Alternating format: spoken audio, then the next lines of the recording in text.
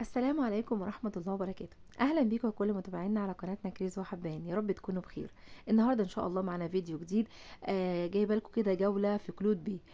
طبعا الشارع ده معروف عنه للناس اللي تعرفه إن هو فيه قطع غيار لكل الحاجات والأجهزة الكهربائية، سواء الصغيرة أو الكبيرة. وقطع غيار لحاجات كتيرة جدا.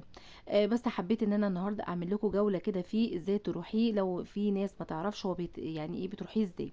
أولا أنا كنت هنا في ميدان العتبة، وبدات اتوجه لسنترال العتبه. المبنى الكبير ده هو السنترال، وبعد كده هبتدي امشي منه كده من جنبه عشان ادخل الدخله بتاعه كلود بي.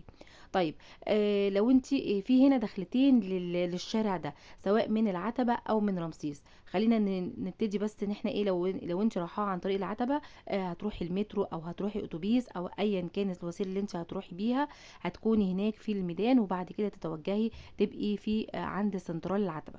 ومن جنب السنترال هتمشي كده في نفس الاتجاه بتاع ايه، ان شوفي العربيات تبقى جايه لك كده في وشك، انت ماشيه في الاتجاه ده. هنبقى واحده واحده مع بعض كده عشان نشوف احنا هنمشي ازاي. اليافطه الخضراء دي ده سنتر الجامع الاحمر. انا حاولت بس كده ااكد عليه واصوره لكم، عشان انت هو حاجه باينه كده، فانت ما هتشوفيها هتعرفي انت ماشيه صح ولا لا. زي ما انا هجيبه كده. انا كده في الطريق للشارع بتاع كلود بي. الدخله زي ما قلت هنا هندخله من ميدان العتبه. لو انت جايه من رمسيس هقول لكم برضو هتنزلي مثلا المحطه بتاعه مترو رمسيس، وهيكون في ظهر جامع الفتح، او جنب شارع البحر، باب البحر يعني. وكمان الفجالة. يعني لو وصلتي عند الأماكن دي وسألتي شارع كلود بيه فين، هتبقي قربتي له الدخلة بتاعته كده. يعني معنى كده ان هو ليه دخلتين، من العتبة دي بدايته، وفي نهايته نهاية الشارع خالص. لو خلصتيه هتبقي في عند الفجالة او عند شارع باب البحر. كده انا دخلت الشارع بقى بتاع كلود بيه. زي ما حضرتك شايفة كده هو شارع كله بلوكات. بصوا يا جماعه، خلينا متفقين مع بعض ان انا بصور لكم الاماكن دي، او ان انت تروحيها ازاي، لان في ناس كتير ما كانتش بتبقى عارفه الشوارع دي او بتتباع فيها ايه او تروح لها ازاي. زي ما انا نزلت قبل كده الشارع بتاع الحلويات، وناس الحمد لله الحمد لله رب العالمين نال اعجاب ناس كتير وشكرتني عليه.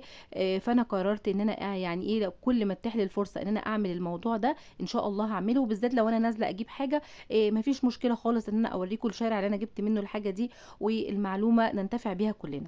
كده انا دخلت الشارع زي ما حضرتك شفتي كده اسم الشارع زي ما جبتهولك، وبقيت جوه الشارع. هتلاقي المحلات بقى بتاعه قطع الغيار على اليميني وعلى شمالي. بصوا، عاوزه اقول لكم ان كل الحاجات اللي موجوده يعني خلاطات، هتلاقي لها قطع غيار بانواع كتيره قوي وماركات كتيره. هتلاقي الحاجات بتاعه بصوا غطيان الكولمان، الحاجات بتاعه البوتاجازات، المراوح، الريش بتاعه المراوح بتاعه المواتير، بتاعه الغسالات. بصوا حاجات كتيره جدا.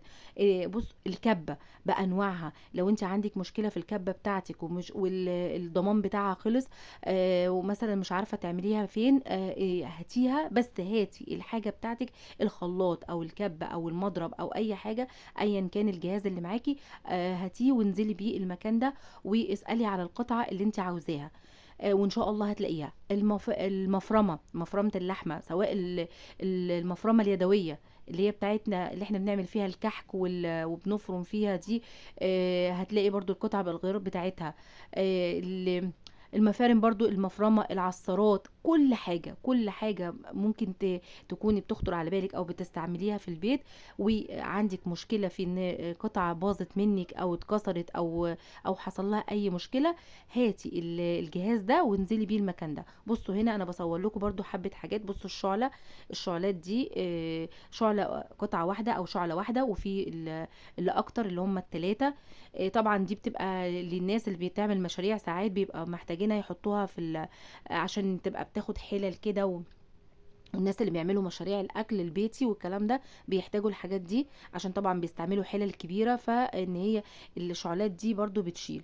واللي انا بس بمسكه ده كان غطيان للكولمن. ساعات الكولمن ممكن يبوظ وتقولي انا هرمي الكولمن بتاعي خلاص عشان الغطا باظ، لا، هاتيه. هنا برضو صورت لكم الغلايات اللي بتنفع في المشاريع بتاعه طبعا الناس اللي بيشتغلوا في الحاجات المشروبات السخنه والحاجات دي، ممكن يحتاجوا الحاجات دي. طيب برضو البادي او الباديهات بتاعه الغسالات الاوتوماتيك، والحاجات الجزء اللي بيبقى جوه ده، اللي ساعات بيبقى فيه مشاكل كتير لما تيجي لا قدر الله حصل لك مشكله في الغساله، وممكن تحتاجي ان انت تغيري البادي بتاعها او الحاجات دي. ومش عاوزه اقول لكم يا جماعه، الاسعار بتبقى مختلفه خالص في المكان ده عن اي مكان تاني. يعني انت لو حاولتي تجيبي القطعه بتاعتك من اي مكان تاني، هتبقى ممكن تبقى الدبل بتاع السعر مضروب في مرتين او ثلاثه كمان. طيب انا كنت جايه اساسا شارع كلود بيه. انا عندي المضرب بتاعي، مضرب البيض، الدراع بتاعه اتكسر. والمضرب بتاعي كنود. فانا طبعا الكنود يعني ايه، ساعات كتير ما بتلاقيش القطع متوفره فيه. فانا كنت بدور عليه. طيب انا هنا طول ما انا ماشيه في الشارع كنت بسال على القطعه اللي انا عاوزاها دي. حد دلني الله يكرمه كده وقال لي ادخلي الشارع ده. فرجعت قدام السنتر الجامع الاحمر ودخلت الشارع اللي قصاده. برضو الشارع ده فيه محلات تبع برضو كلود بيه، تبع القطع الغيار دي. ورحت داخله الممر اللي انا هوريه لكم كده. بصوا الممر ده اللي هو فوقه اليافطه اللي انا عامله لكم عليها كلوز كده. وده الممر ده مش محل ممكن حضرتك تعدي عليه تفتكريه محل من المحلات، لا ده ممر. هندخل بقى الممر ده عند محل الحاج رمضان. وهشتري بقى القطعة اللي كانت مدوخاني بصراحة ربنا. واللي انا اكتشفته كمان ان المحل ده فيه قطع غيار ممكن تكون ما بتلاقيهاش بسهولة. وكده الفيديو بتاعنا بيكون خلص، ويا ريت ما تنسوناش في اللايك والشير، واشوفكم على خير.